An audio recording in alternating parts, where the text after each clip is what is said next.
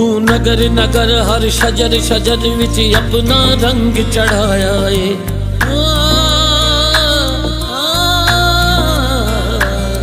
تو نگر نگر ہر شجر شجر وچ اپنا رنگ چڑھایا ہے کیویں دل دے وچ سمایا ہے تو سمجھ دے وچ نہ آیا اللہ اللہ اللہ اللہ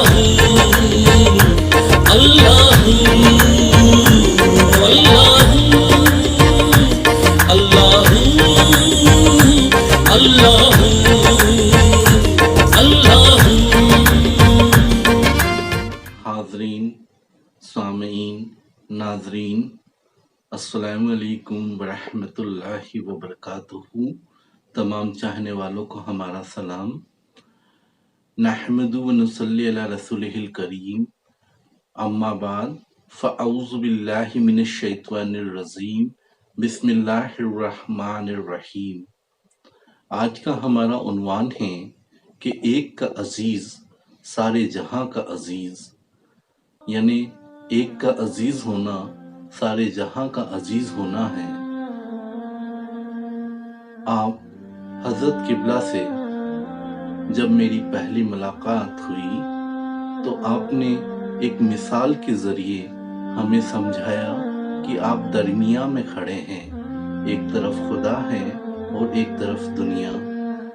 اگر ہم دنیا کی طرف بڑھتے ہیں تو دنیا ہم سے آگے ہوتی چلی جاتی ہے اور ہم کبھی دنیا کو حاصل نہیں کر سکتے، اور اگر ہم خدا کی جانب یعنی خدا کی طرف بڑھتے ہیں تو خدا کا قرب تو ہمیں حاصل ہوتا ہی ہے، ساتھ ہی دنیا بھی ہمارے قدموں میں چلی آتی ہے۔ سبحان اللہ۔ خدا کا عزیز ہونے یا اس کا قرب حاصل کرنے کے لیے ہمیں کسی خدا کے دوست یا اللہ کے ولی کا قرب حاصل کرنا ہوگا۔ در بدر کا ہونے کے بجائے کسی ایک در کا ہونا پڑے گا۔ ایک پیر، ایک رسول اور ایک خدا پر یقین کامل اور ایمان رکھنا ہوگا۔ تمہیں رحمتوں کا پیام ہو، تمہیں زندگی کا نظام ہو، کسی اور در پہ وہ جائے کیوں جو تمہارے در کا غلام ہو۔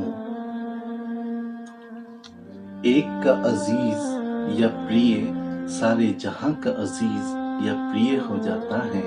مثلاً خواجہ خواجگاں خواجہ غریب نواز معین الدین حسن چشتی رحمۃ اللہ علیہ اپنے پیران عظام حضرت خواجہ عثمان ہارونی رحمۃ اللہ علیہ کے عزیز رہے تو سارے جہاں کے عزیز ہو گئے۔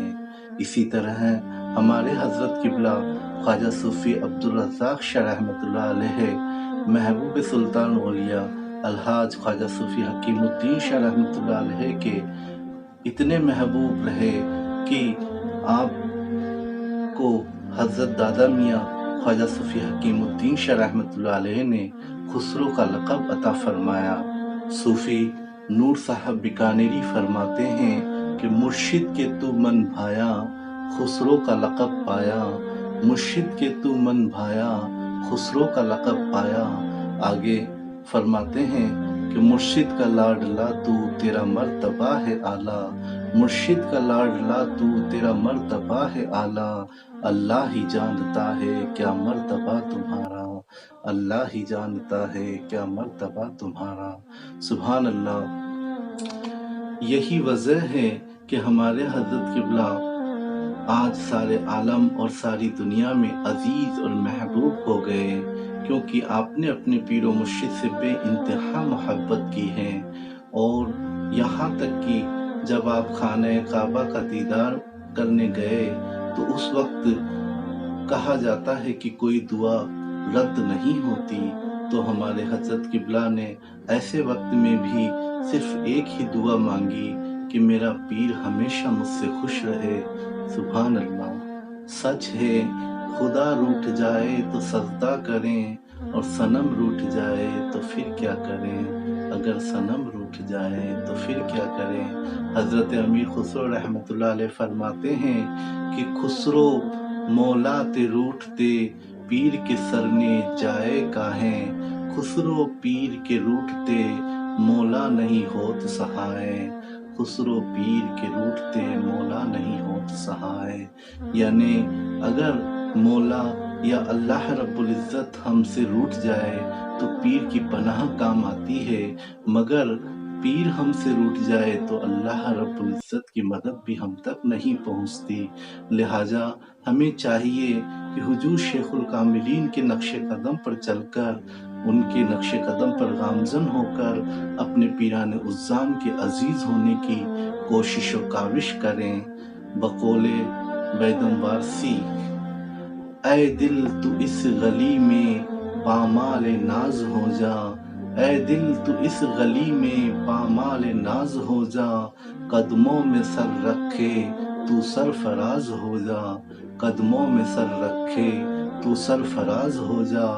फितरत कोई नतीजा खुद ही निकाल लेगी, फितरत कोई नतीजा खुद ही निकाल लेगी। दिल नजर यार कर दे और बेनियाज हो जा, दिल नजर यार कर दे और बेनियाज हो जा। गर चाहता है दिल से उनको बन जा गुलाम उनका, गर चाहता है दिल से उनको बन जा गुलाम उनका। महमूद भी बनेगा पहले अयाज हो जा, महमूद भी बनेगा पहले अयाज हो जा। या दिल से बाज आ जा या दिल नवाज हो जा, या दिल से बाज आ जा या दिल नवाज हो जा। बंदा किसी का बनके बंदा नवाज हो जा, बंदा किसी का बनके बंदा नवाज हो जा। कूचे में उनके जाके मिट जा तू ऐसे बेदम, कूचे में उनके जाके मिट जा तू ऐसे बेदम। बनकर तू राज उनका तफसीर राज हो जा, बनकर तू राज उनका तफसीर राज हो जा। अल्लाह रब्बुल इज़्ज़त से दुआ है कि अल्लाह रब्बुल इज़्ज़त अपने हबीब पाक और अपने पीराने उज़्ज़ाम के सदक़े में हमें उनके नक्श कदम पर चलने की तौफीक अता फरमाए। आमीन या रब्बुल आलमीन। नजर डाले